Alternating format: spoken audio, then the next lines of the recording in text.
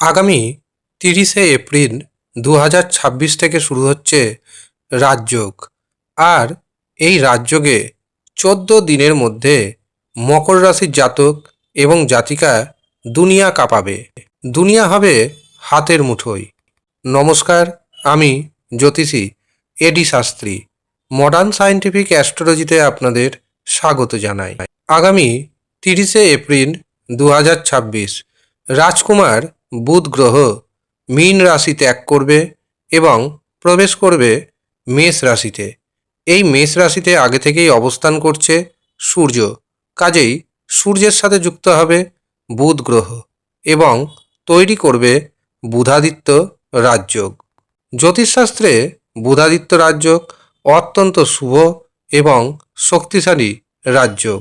আপনার জন্মছকে অথবা আপনার হস্তরেখাতে বুধাদিত্য রাজযোগ যদি থাকে অথবা রবি এবং বুধের অবস্থান যদি শুভ থাকে, 14 দিনের মধ্যে প্রচুর সম্পত্তির অধিকারী হবেন আপনি।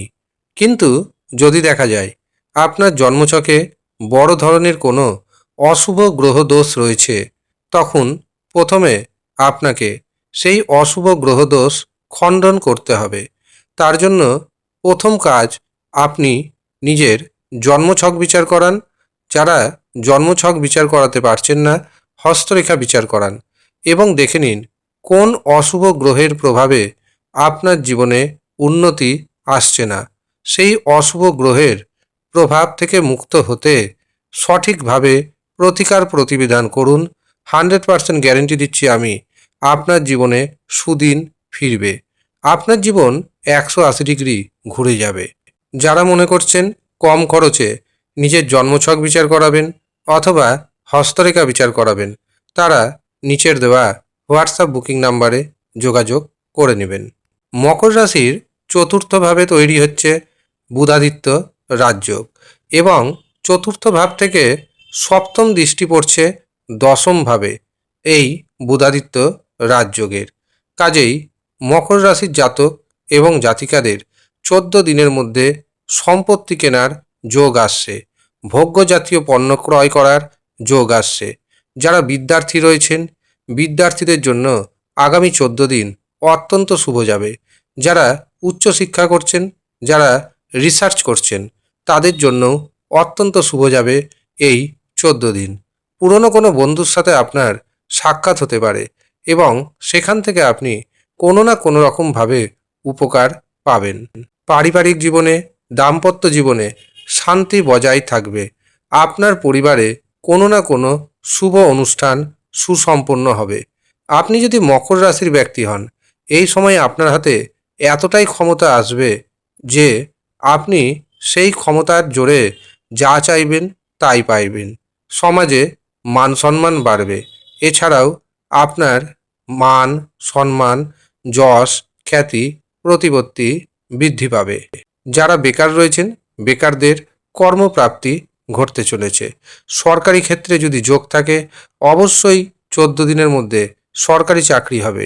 যদি সরকারি চাকরির যোগ না থাকে, বেসরকারি ক্ষেত্রে চাকরি হবে। নিজেকে এখন থেকেই তৈরি করুন।